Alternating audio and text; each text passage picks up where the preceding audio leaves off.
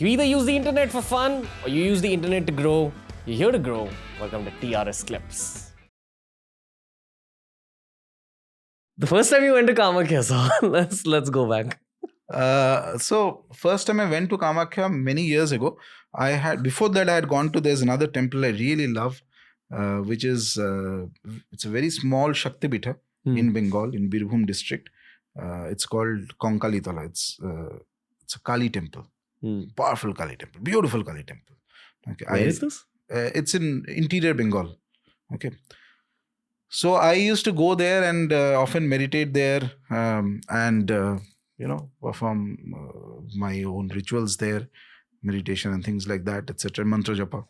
So there I had met one individual who was very accomplished Tantra Sadhak, very high caliber, very high caliber.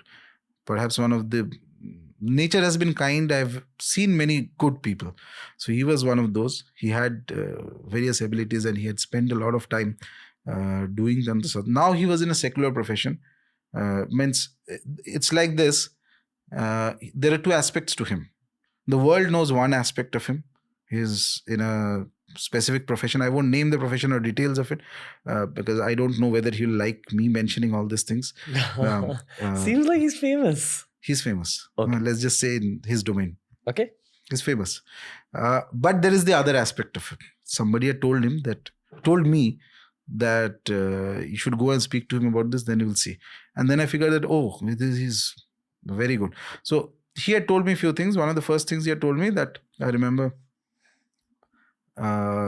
you should start going to Kamakhya. Your route will be through that.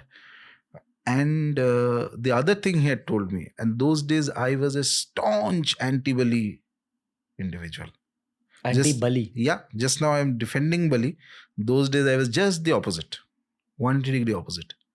Okay. And he had told me this, that once you go to Kamakhya, these ideas you will have to slowly get rid of. Okay. That time I was like there are some people who are very reactive to the idea of Bali. Immediately, without logic or anything, they'll start fighting. I was that types at that point. It's something very bad and there's that, a lot of things. Then he had told me that ye idea jayega tera.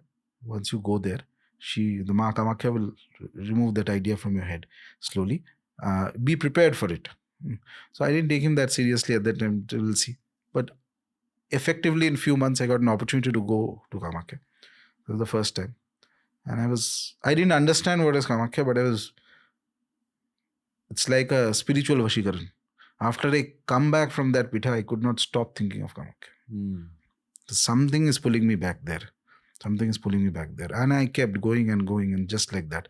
Half the time I didn't even understand what I am doing here. Ye ho kya raha hai? Because it's a different world of its own. Like that. There are 10 Mahavidya temples in Kamakhya. And then there is the main Kamakhya temple, Ma Kamakhya temple. Then there are Shiva, Bhairava, various other things are there. So many experiences I've had in that place. Do you want to talk about any of the experience? I don't know. Once I was doing Homa, fire ritual there. Havan. It's pretty late in the night. It was going on. I started around, I think, 10, 11. And it was going on till 2:30. It was continuously going on. And I remember right in front of me, I felt the presence of a deity, a form of the mother. Okay.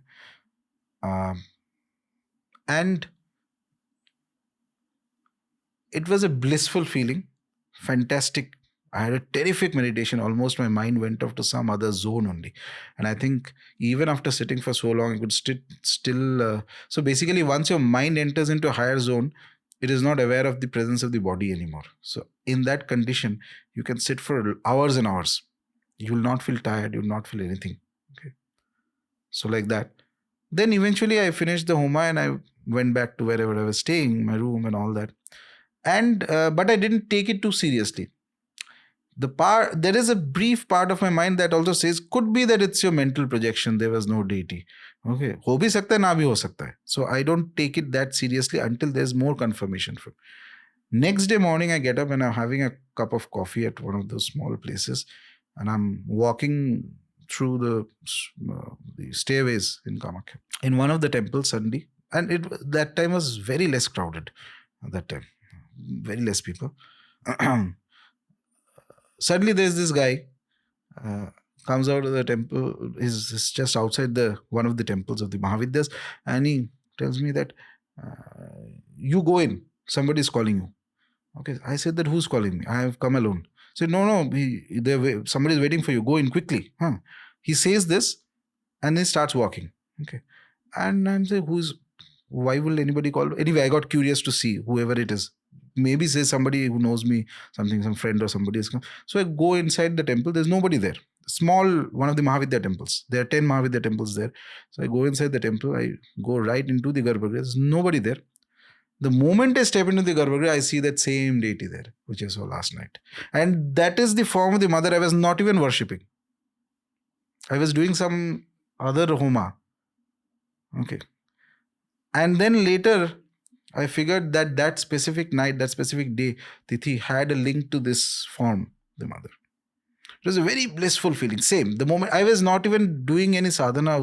Morning, though, I was just having a coffee and I was just walking. The moment I entered into it, that exact same feeling which I had, same experience which I had last night.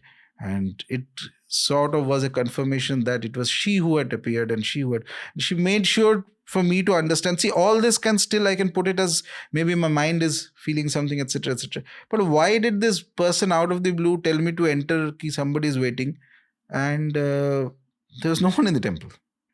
Whenever I have a podcast guest in front of me who's relaying an anecdote, I can see that anecdote very clearly through what they're saying. Yeah.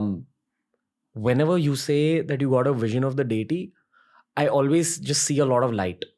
Is it truly just a lot of light, or are you actually able to see a human being like figure? Are you able to see the clothes that the being is wearing?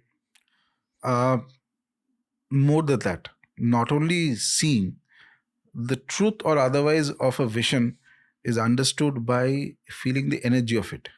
That's the way I see it. So these things are kind of personalized to some degree. So you may have done certain kinds of practices now or in past or something like that. So some person may actually see a lot of things in a lot of details. Another person may hear some things in a lot of details. Another may feel things in a lot of details, even if you don't see a thing. So there are certain kinds of, for lack of better words, I don't know how to describe it, but I feel certain vibrations which tells me that if there is the presence of a deity is there, or one of the things that the devatas can do, and it's a very, it's a way to understand. If a deity appears to an individual, they are spiritual. So they will pull your mind away from the material plane. It is not about powers. It is not about some light and sound show. Those things can be created by other beings also, who are not gods, who are not devatas. They can create light and sound show. They can create miraculous occurrences. They can get your stuff or whatever prayers you have. But what they cannot do is take your mind away from the material plane. You're talking about demons that are pretending to be devatas. Not just demons. There are parivar devatas also. Okay. Parivars are beings who surround the devata. Gana. You can call. They can also come sometimes. Okay. What they cannot do is that they cannot take your mind. See, what did I explain when I was doing when I had the vision at night? Even though I was sitting for such a long time, my body was a bit tired, obviously, etc. The moment it happened, the mind went off to some other zone. You forget the body, and in that condition, it's like samadhi almost. You can sit for hours, no problem. This ability to pull the mind out of the material zone and give you a very deep meditation, this is one of the hallmarks of a devata. Only a true deity can do that, because they are spiritual and they have the power to pull you out. Okay. Your sense of I-ness they will pull out. And you will have very blissful meditation. Meditation is the one thing that any of the other entities cannot give you. New clips released at the same time that a podcast releases. This is TRS Clips. Make sure you subscribe.